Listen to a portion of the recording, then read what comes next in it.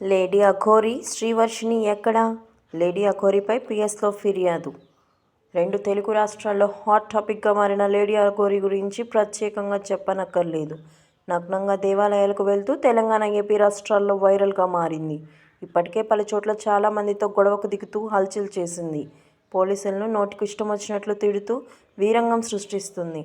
అయితే తాజాగా మంగళగిరి పోలీస్ స్టేషన్లో లేడీ అఘోరిపై కేసు నమోదైంది. శ్రీవర్షిణి అనే అమ్మాయి తల్లిదండ్రులు పోలీస్ స్టేషన్లో లేడీ అఘోరిపై ఫిర్యాదు చేశారు. అయితే ఇటీవల వర్షిణి అనే అమ్మాయి కోసం వెళ్లిన ఈ లేడీ అఘోరిని ఓ వ్యక్తి చితకబాదిన వీడియో సోషల్ మీడియాలో వైరల్ అయిన విషయం తెలిసింది. వర్షిణికి తాను దీక్ష ఇచ్చినట్లు అఘోరి చెప్పిన ఆడియో కూడా సోషల్ మీడియాలో లీక్ అయింది. యువతి తను కాల్ చేసిందని, తన దగ్గర దీక్ష తీసుకుంటానని చెప్పడంతో పరిచయం అయిందని లేడీ అఘోరి పేర్కొంది. ఇక ఇలాంటి ఆడపిల్లలకు మాత్రమే శిక్షనివ్వడానికి సిద్ధంగా ఉన్నానని తెలిపింది. ఆడపిల్లలను ఆడపులిలా తీర్చిదిద్దడమే తన ప్రధాన లక్ష్యమని చెప్పుకొచ్చింది.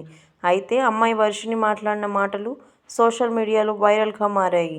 ఇప్పటికే అఘోరి వద్ద దీక్ష తీసుకున్నా, ఇది నా ఒక్కదాని నిర్ణయం కాదని, మా తల్లిదండ్రులు ఒప్పుకున్నాకే నేను ఈ నిర్ణయం తీసుకున్నా.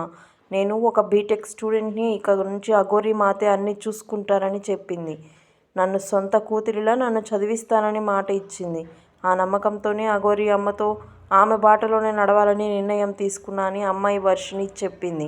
అయితే లేడీ అఘోరిపై మంగళగిరి పోలీస్ స్టేషన్లో శ్రీవర్షిణి తండ్రి కోటయ్య ఫిర్యాదు చేశారు.